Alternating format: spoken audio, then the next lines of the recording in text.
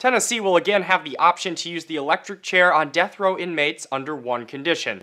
WHBQ reports, It can only be used on death row inmates if prisons aren't able to get the drugs for lethal injection. And that's been an issue lately. There is a shortage of the drugs used in lethal injections because, as Time reports, manufacturers have held back supplying states with the combination of drugs used amid criticism that lethal injections aren't humane enough. As a morbid punctuation to those concerns, a botched lethal injection in Oklahoma last month kept an inmate alive for more than half an hour. He later died of a heart attack. President Obama called the incident deeply troubling. Tennessee Governor Bill Haslam signed the bill Thursday following its widespread support in the state legislature.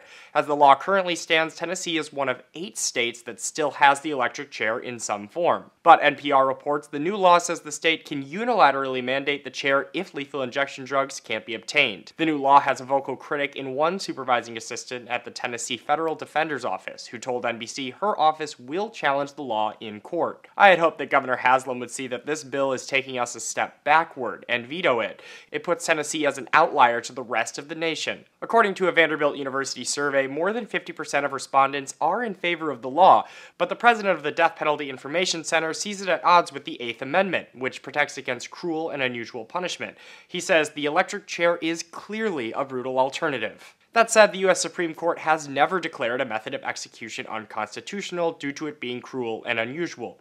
It upheld the electric chair in 1890. For Newsy, I'm Adam Falk.